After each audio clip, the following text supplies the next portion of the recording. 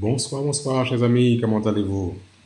Nous sommes très heureux de vous retrouver. C'est la fin du sabbat et j'espère que vous avez passé une très bonne journée. Nous vous accueillons avec plaisir, avec joie et nous croyons que ce moment sera encore un moment de réconfort, un moment de soutien, un moment où nous voulons partager ensemble la joie que nous avons d'appartenir à Jésus-Christ. Je vous salue fraternellement à chacun d'entre vous, ceux qui sont déjà là, comme ceux qui vont nous rejoindre d'ici quelques temps. Nous sommes chaque soir sur notre plateforme des 100 jours de prière. Ça fait déjà 44 jours que nous sommes là.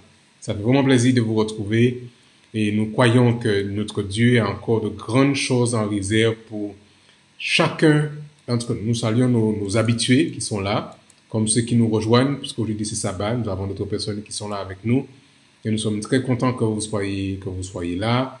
Et nous croyons que Dieu a un plan pour chacun d'entre nous. J'espère que votre matinée de sabbat a été bonne pour ceux qui ont adoré à la maison, ceux qui ont pu se connecter sur les différentes plateformes, quelle que soit la formule que vous avez utilisée.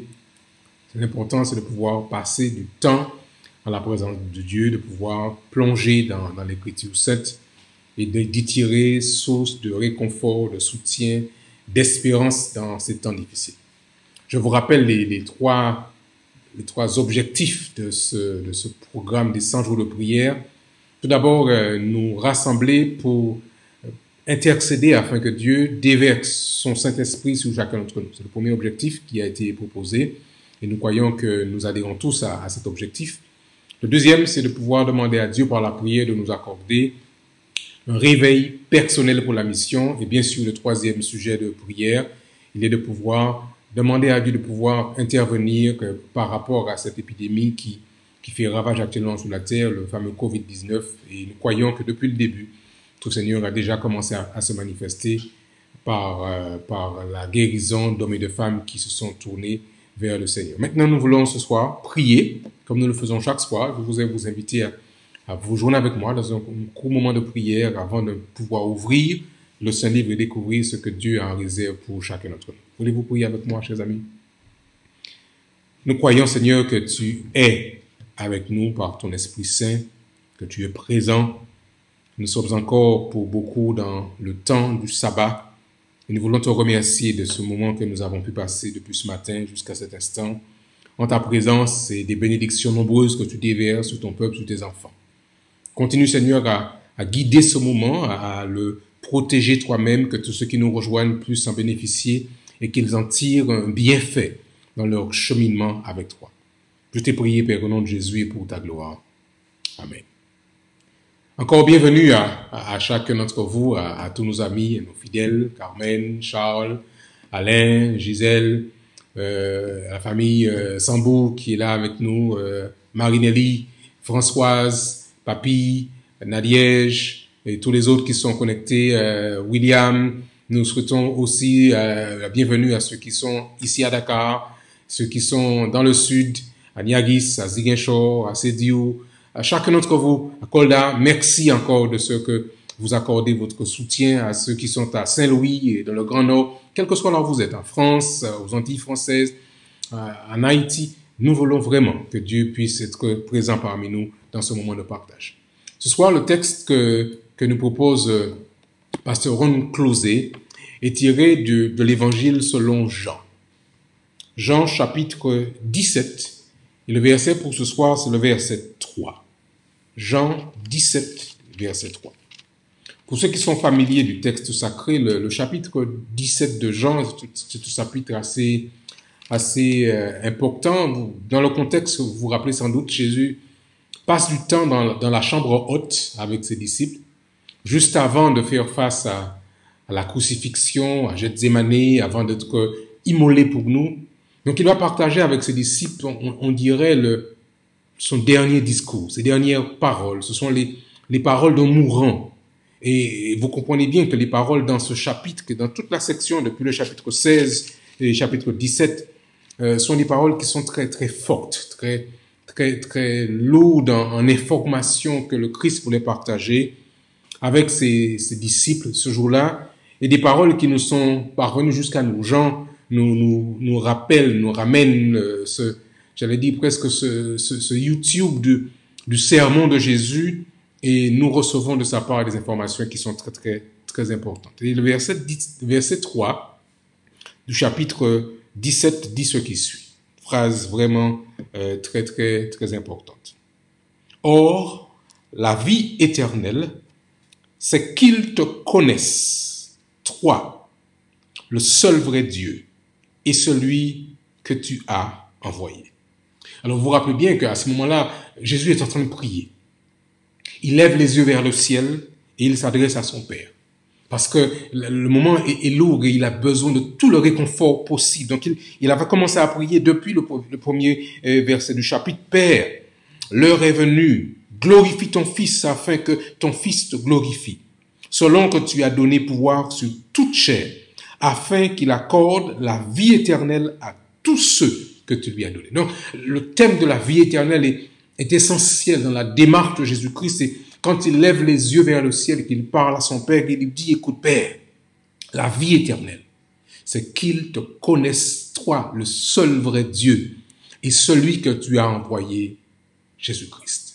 Chers amis, la connaissance de Jésus est un élément important et fondamental pour que nous puissions percevoir et recevoir la vie éternelle.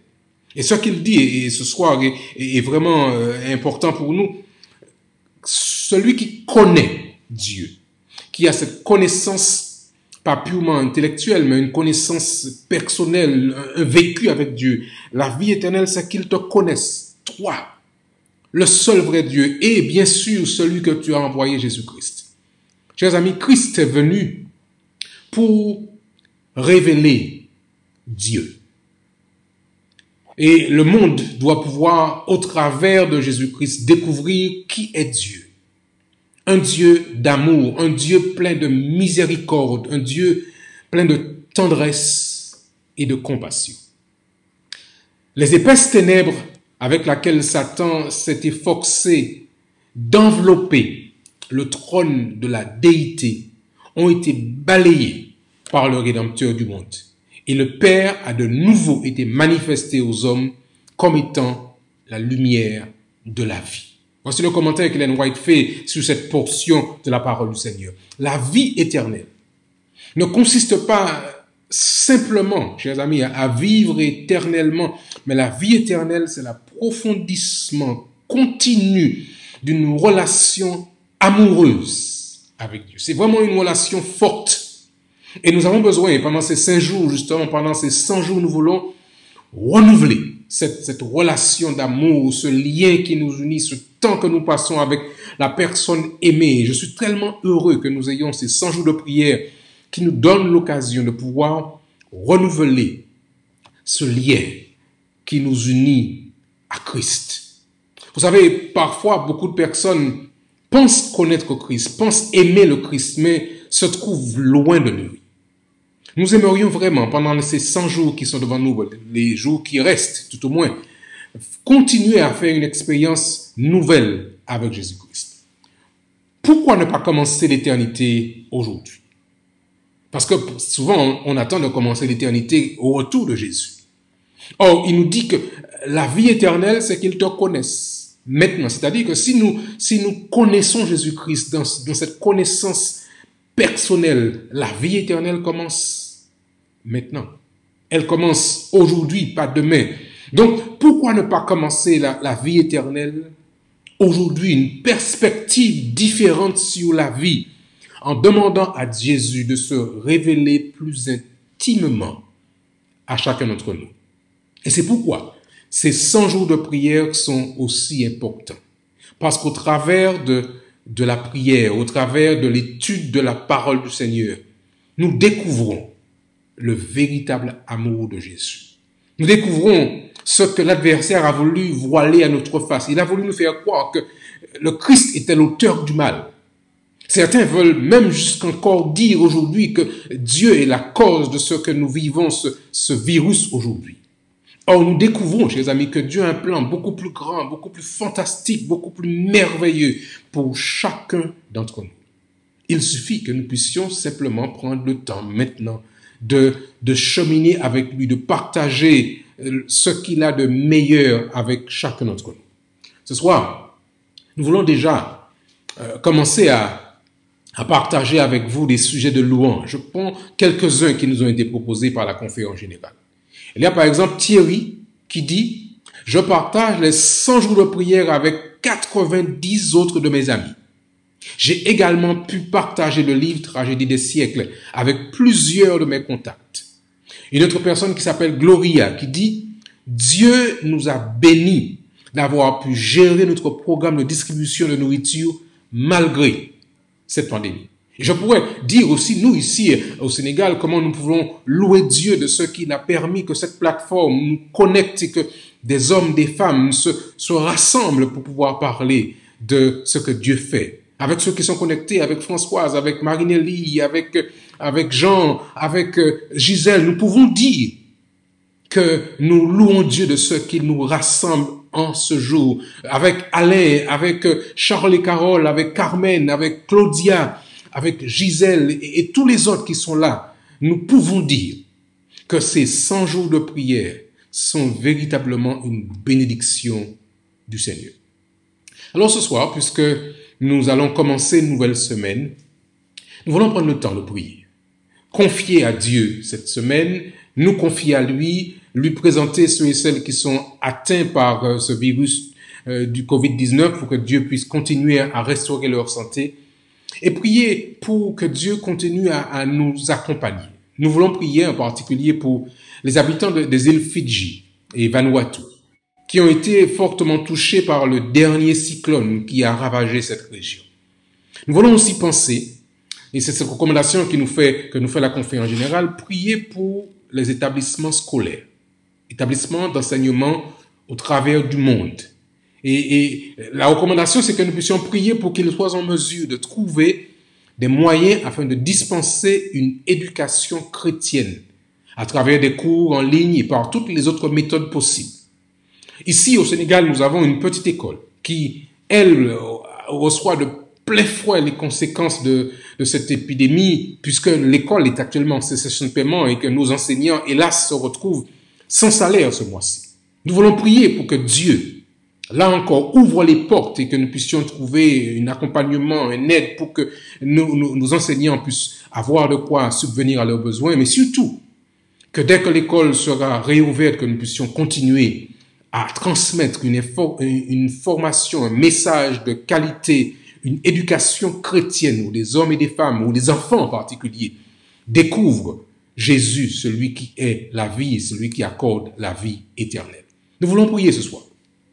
Nous voulons prier de manière particulière aussi pour tous ceux qui sont tristes aujourd'hui. Nous pensons à Marie qui a reçu la nouvelle du décès de sa maman ce matin. Nous voulons prier pour elle, pour que Dieu la soutienne dans ce moment de tristesse, afin que Dieu puisse l'accompagner dans ce moment de douleur. Nous voulons prier pour tous ceux qui sont malades, tous ceux qui sont seuls, tous ceux qui recherchent Dieu dans leur vie, afin que cette semaine, Dieu se manifeste auprès de chacun d'entre nous. Je voudrais vous inviter, mes chers amis, à prier avec nous.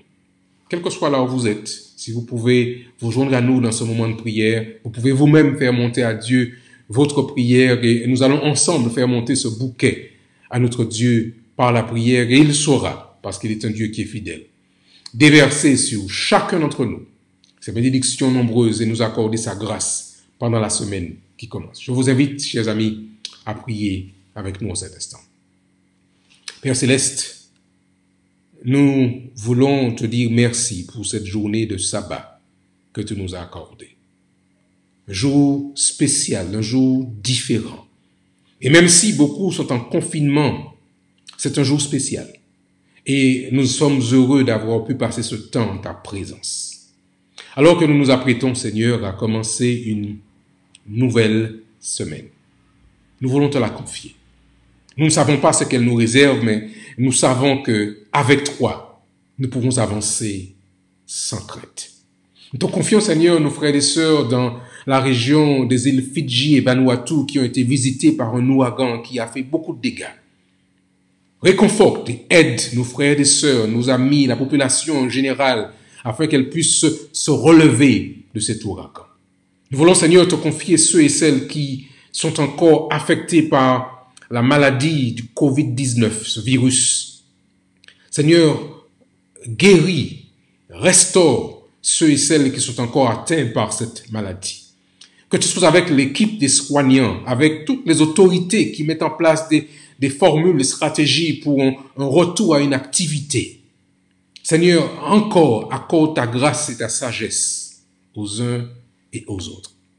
Nous voulons cependant, Seigneur, te présenter de manière spéciale toutes nos écoles, tous les établissements scolaires adventistes du monde entier, afin que par ce biais, des hommes, des femmes, des enfants découvrent Jésus-Christ, qu'ils reçoivent une éducation chrétienne équilibrée, holistique, et que par ce biais, ils apprennent à découvrir le Christ qui apporte la vie éternelle. Nous te confions spécialement, Seigneur, notre petite école ici à Dakar, l'école Clair Soleil. Que tu bénisses, Seigneur, la direction de cette école.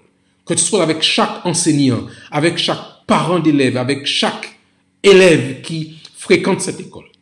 Tu sauras, Seigneur, pourvoir aux besoins financiers de cette école afin qu'elle continue à fonctionner.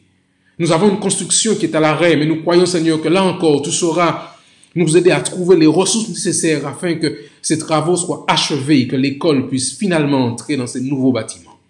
Merci, Père, de ce que tu es ce Dieu qui pourvoit à tous nos besoins. Merci de ce que tu continues à bénir ton peuple, à bénir tes enfants. Nous te recommandons Marie, Seigneur, qui a perdu sa maman, et que tu puisses la réconforter dans ce moment de deuil, de ce moment de tristesse, qu'elle sache que Jésus-Christ est tout près d'elle en cet instant. Et à tous ceux qui sont là avec nous en cet instant en train de prier, reçois les prières, reçois les requêtes qui montent vers toi, reçois les actions de grâce et de louange. Et que ta gloire soit manifeste dans la vie de chacun d'entre nous. Merci, Père, pour ton amour. Merci pour ta grâce envers chacun d'entre nous. Accorde-nous ta paix ce soir et pendant la semaine qui s'ouvre devant nous. Nous te prions, Père, au nom de Jésus et pour ta gloire. Amen. Amen. Chers amis, nous voulons vraiment vous remercier d'avoir passé ce moment avec nous.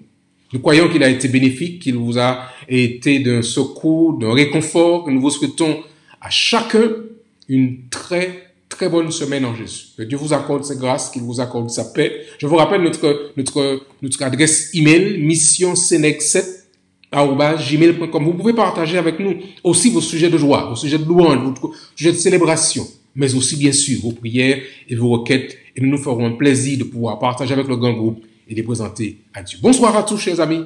Que Dieu vous bénisse et qu'il vous garde. Bon courage à chacun et rendez-vous bien sûr demain soir, 19h30, l'heure du Sénégal, pour encore un moment de partage autour de la parole du Seigneur. Bonsoir à tous et que Dieu vous bénisse tous.